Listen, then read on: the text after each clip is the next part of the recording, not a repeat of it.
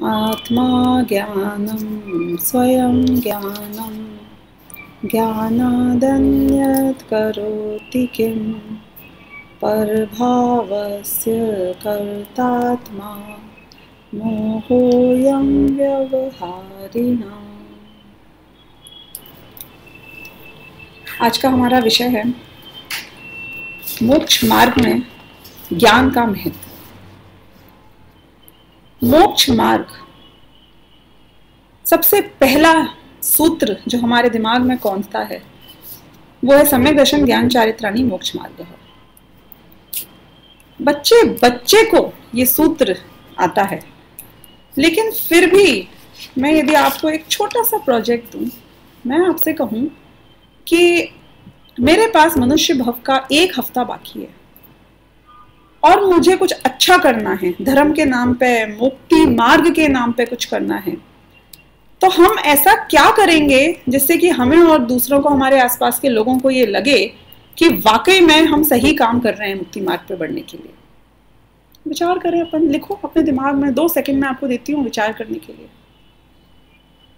यदि वो व्यक्ति रोज सुबह उठ के धोती दुपट्टा पहनकर पूजा पाठ करके एकासन करना शुरू कर दे, प्रवचन में जाए, भक्ति करे, सत्संग करे, अच्छी बातें समझे, सुने, उसके बारे में चर्चा करे, तो हमें लगता है कि हाँ, इसने तो धर्म करना शुरू कर दिया, मुक्ति मार्ग पे बढ़ रहा है।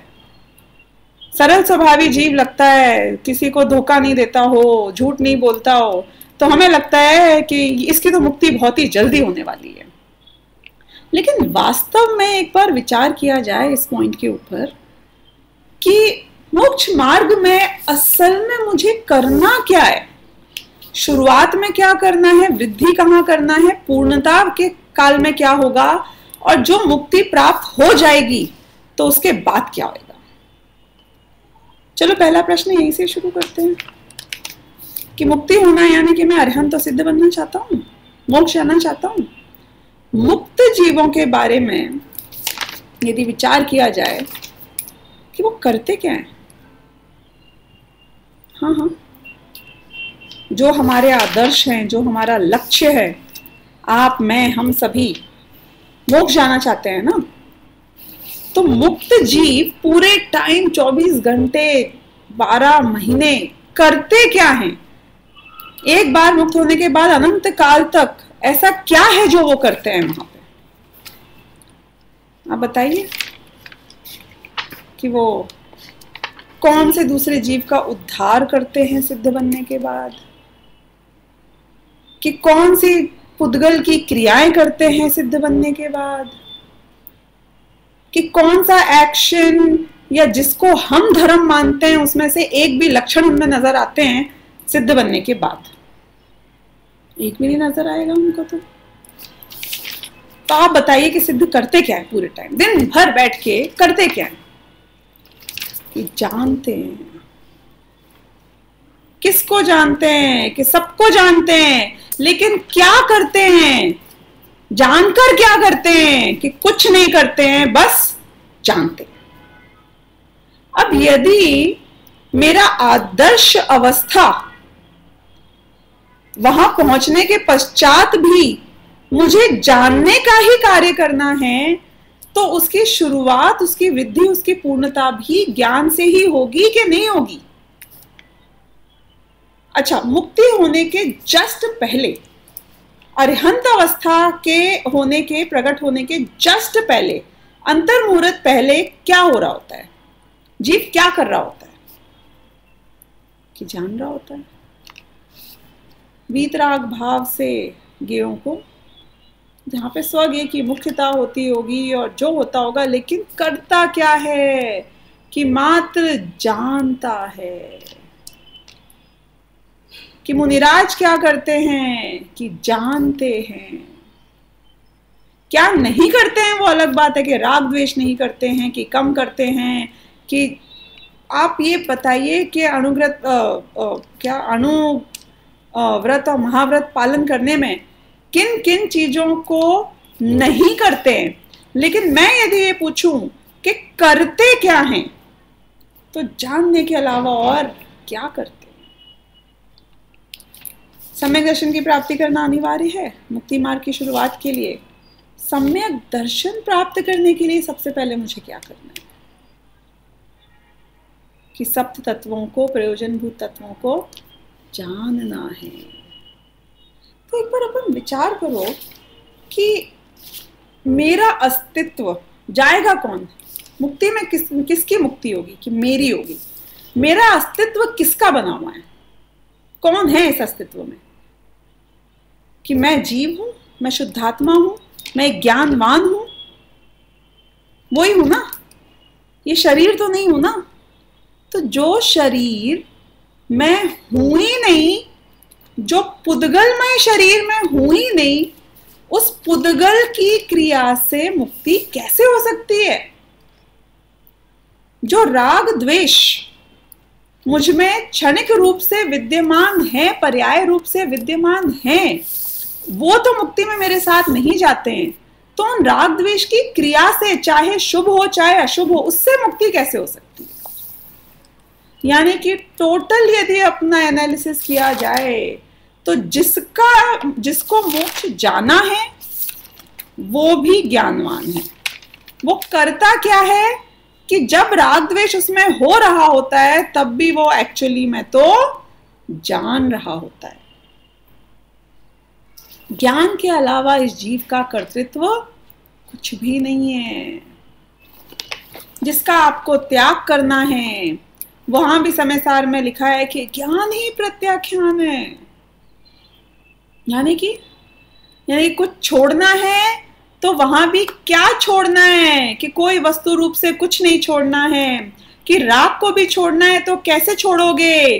कि जानोगे तो राग छूट जाएगा। यानी कि ज्ञान स्वयं ही प्रत्याख्यान है। और वो ज्ञान का स्वरूप जानने के लिए भी क्या करना है? कि मुझे मात्र इस प्रयोजनभूत तत्व को जानना है।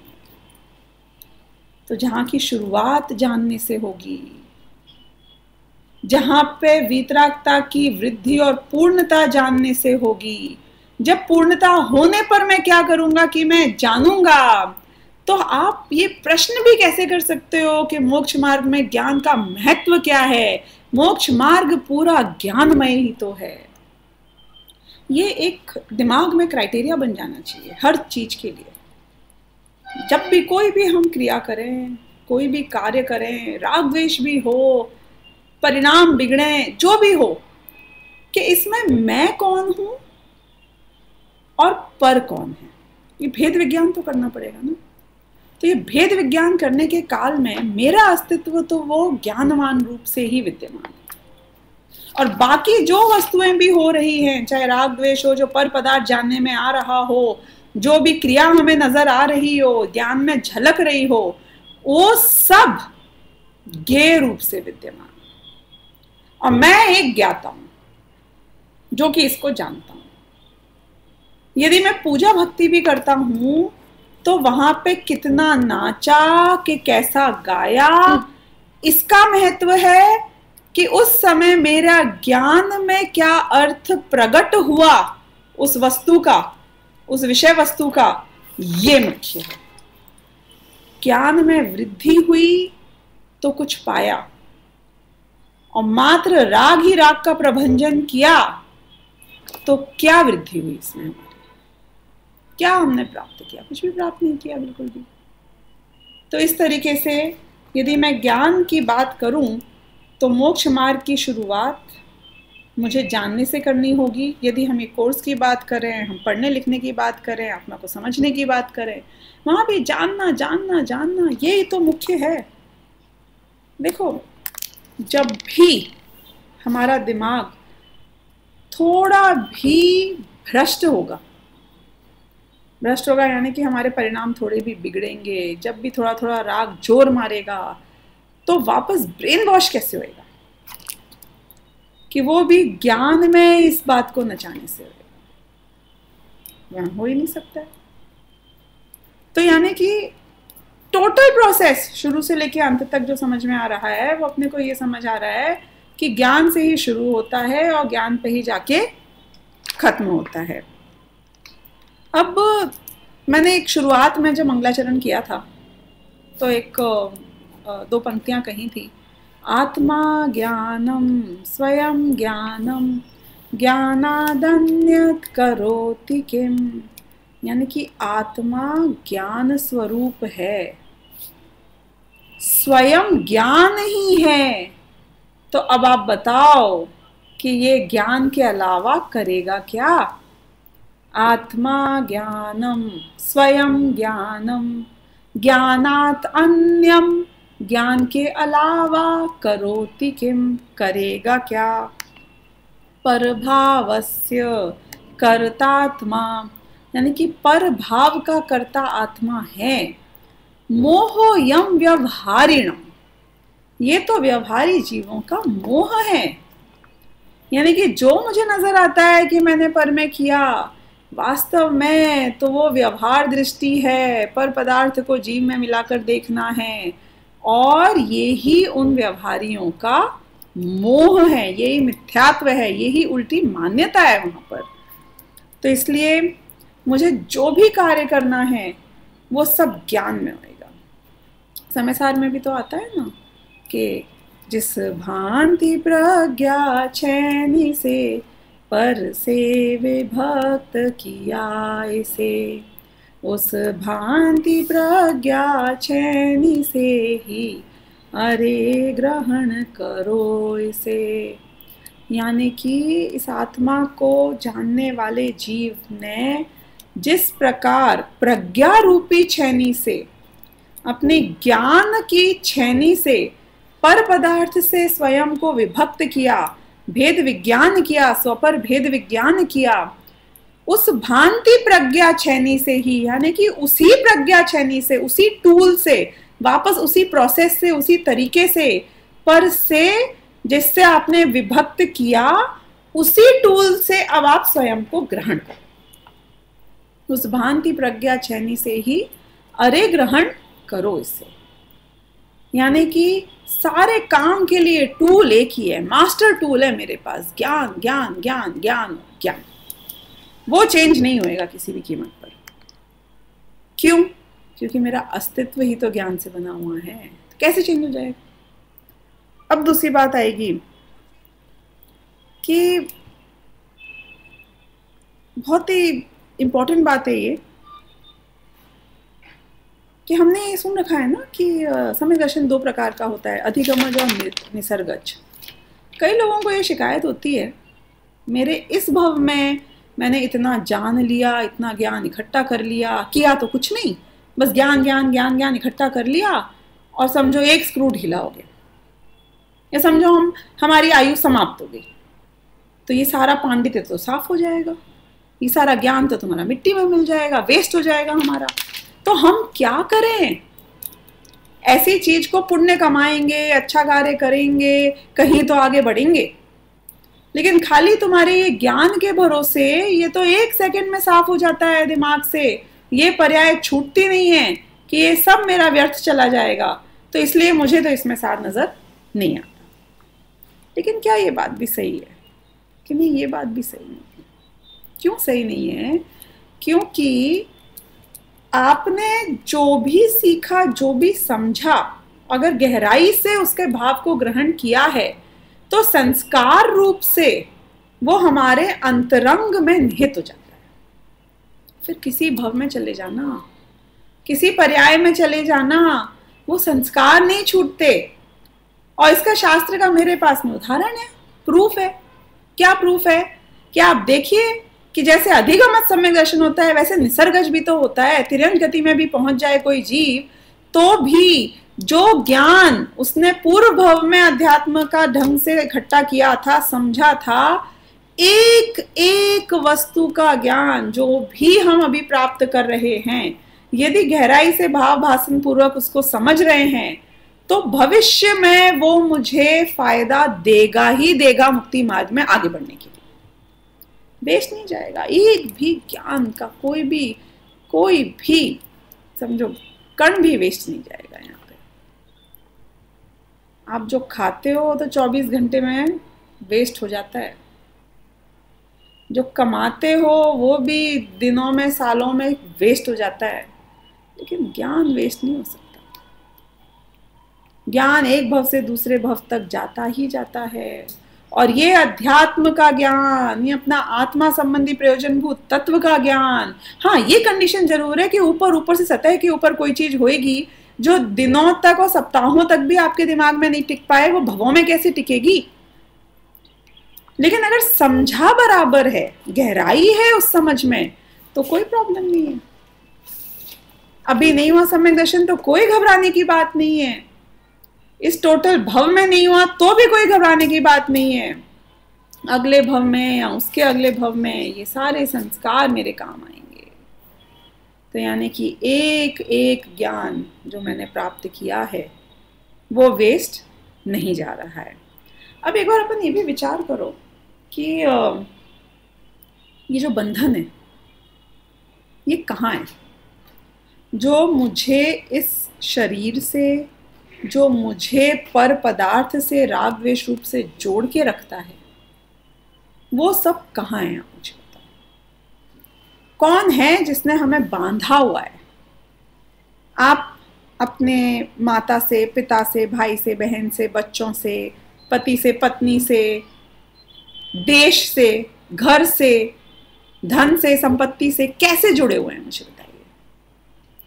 ये सारा जुड़ान जो है ये सब मेरे यहाँ है ना।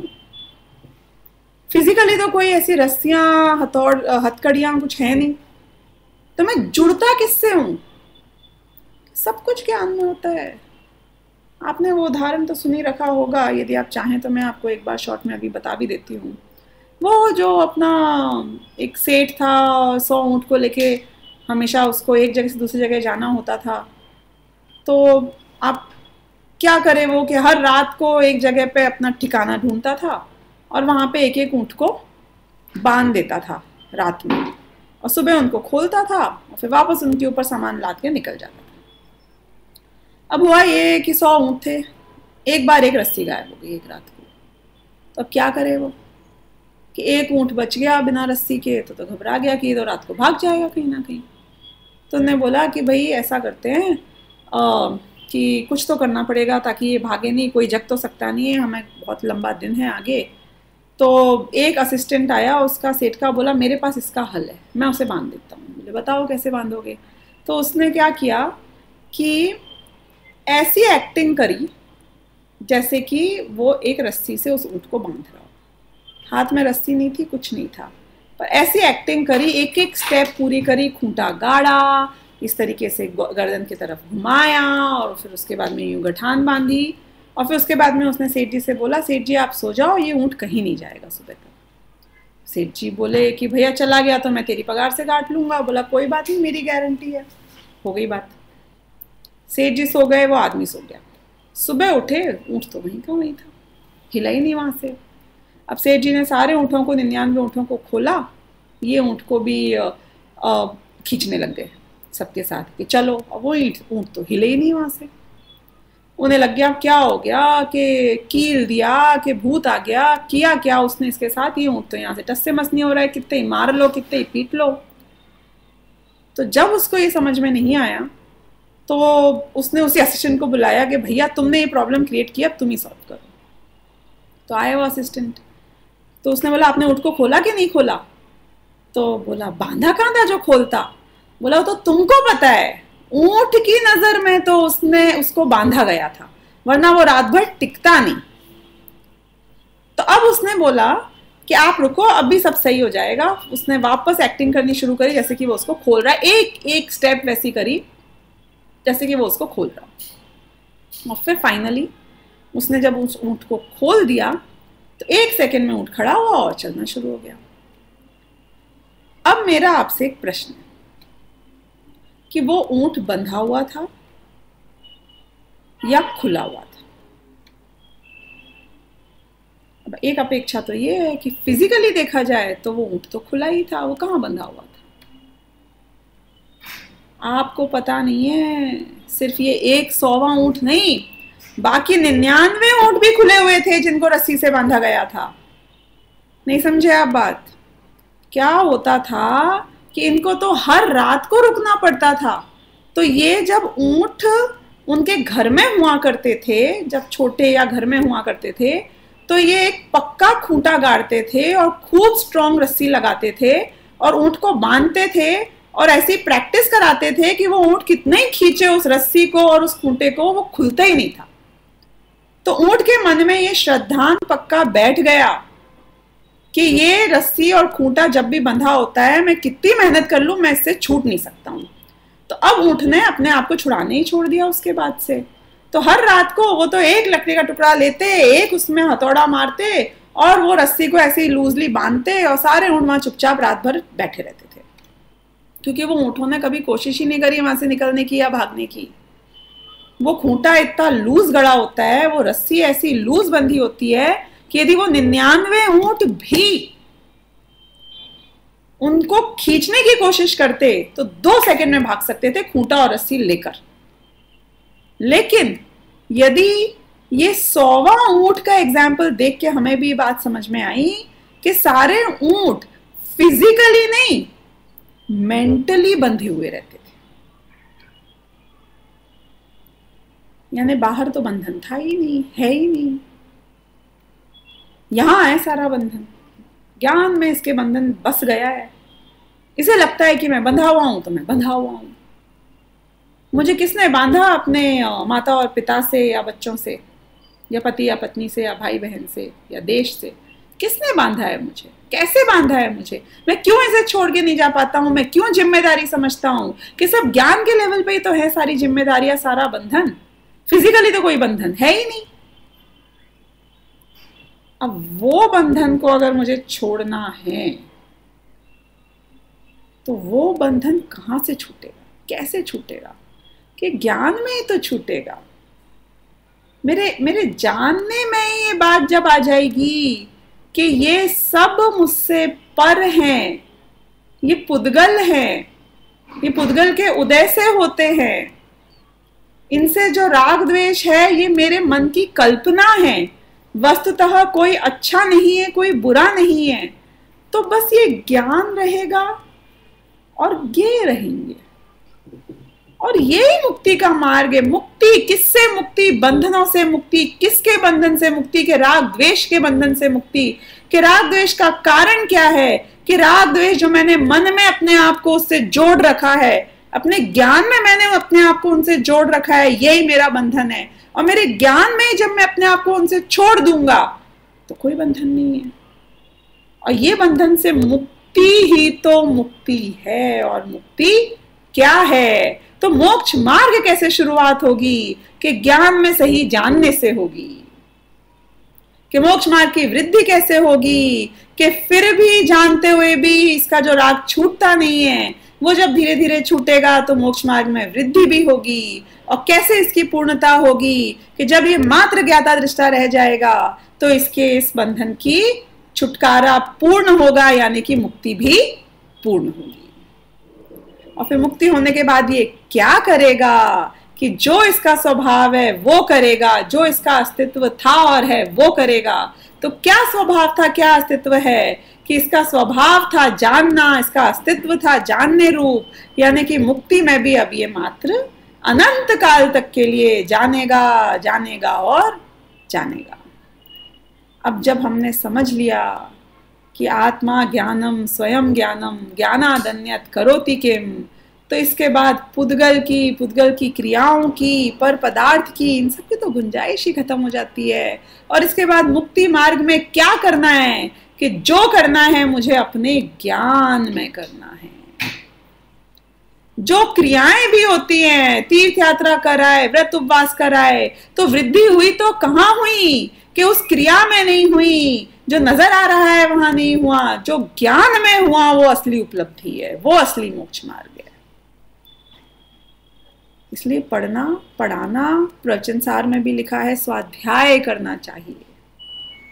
कि एकमात्र मेरा कर्तव्य क्या है, कि मुझे क्या करना चाहिए यदि मुझे मुक्ति की प्राप्ति करनी है, तो आगे बढ़ना है, तो सम्यक दर्शन प्राप्त करना है, तो सम्यक दर्शन प्राप्त करने के बाद भी क्या करना है, उसके बाद अणुव्रत लेने के बाद भी क्या करना है, मुनि बनने के बाद भी क्या करना है। कि ये ही एक कार्य है जो तुझे निरंतर करना है।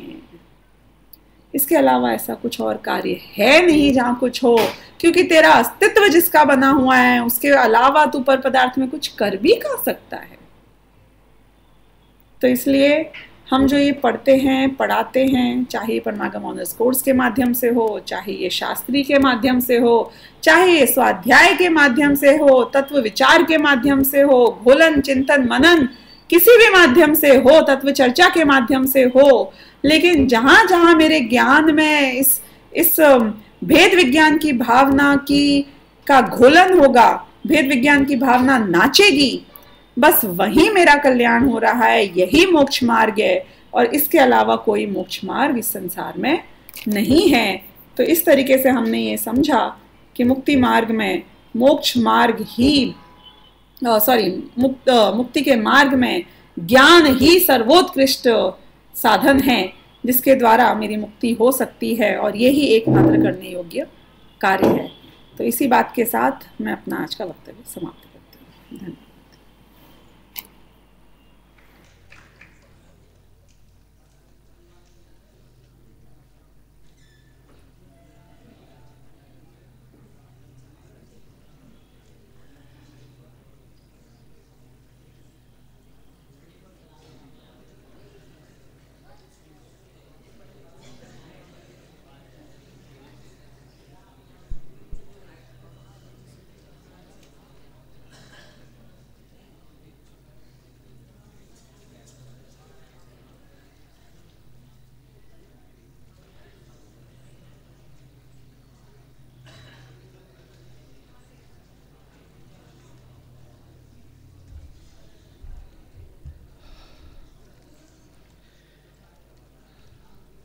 अभी हमने स्वानुभूति जी के व्याख्यान से बहुत ही आसानी से कुछ सवालों के प्रश्न मिले हैं। क्या आपके ध्यान में वो प्रश्न क्या क्या है? मैं आपके सामने प्रश्न पढ़ रहा हूं। ये वो प्रश्न है जो हम सबके दिमाग में निरंतर चलते रहता है, और उन सारे प्रश्नों का उत्तर बहुत ही कम शब्दों में 25 मिनट के अंदर एकदम सटीक तरीके से उनने सारे सवालों का उत्तर दे दिया है। मैं आपके सामने कुछ सवाल पढ़ रहा हूं। आप लोग खुद जिन्होंने ध्यान से सुना है, आपको खुद को उनके आंसर आपको ध्यान में आते जाएंगे अपने आप। सबसे पहला, मुक्ति होती है तो किसकी होती है? उसके बाद उन्होंने बताया कि मुक्ति होने पर ज्ञाता क्या करता है।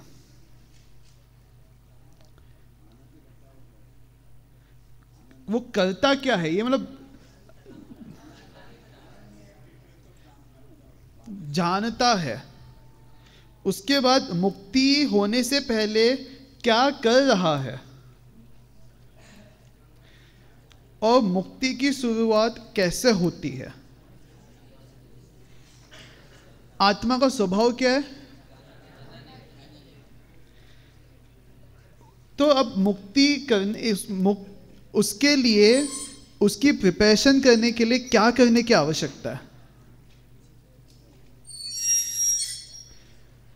जब हमने उसकी प्रिपरेशन के लिए क्या करने की आवश्यकता की बातचीत की थी, तो वहां पे उनने प्रज्ञा छेनी की बातचीत भी छेड़ी थी, ध्यान है? तो ये प्रज्ञा छेनी क्या होती है?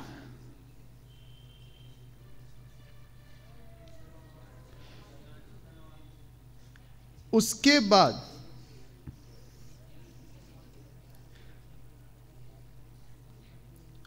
बाद सबसे इंपॉर्टेंट टॉपिक जो उन्होंने एंड में लिया था,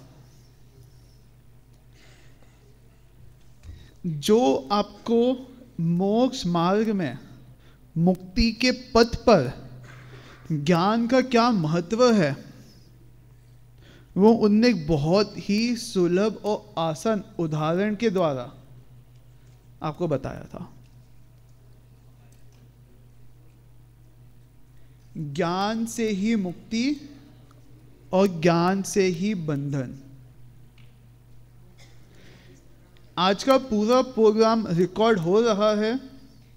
यदि आपको इनमें से कोई भी सवाल के जवाब ध्यान में नहीं आ रहे हो तो आप बाद में दोबारा से उनके ये लेक्चर सुनिएगा। हर एक चीज़ आपका क्रिस्टल क्लियर होते जाएगी।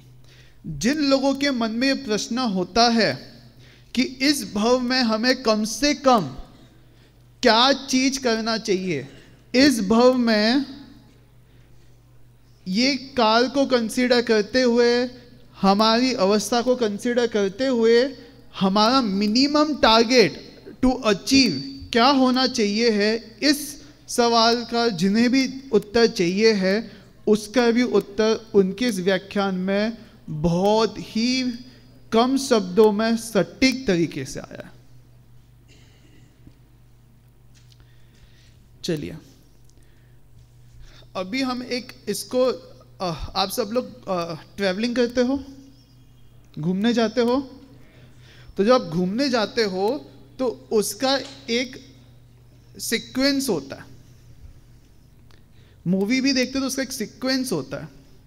अभी हमने यहाँ पे जो पढ़ा है, जो समझा है, उसको भी हम उस ही एक सीक्वेंस के माध्यम से देखने की कोशिश करेंगे, ठीक है। और रियलाइज करना कि कितना इजी और कितना इम्पोर्टेंट एक्सपेक्ट है ज्ञान का।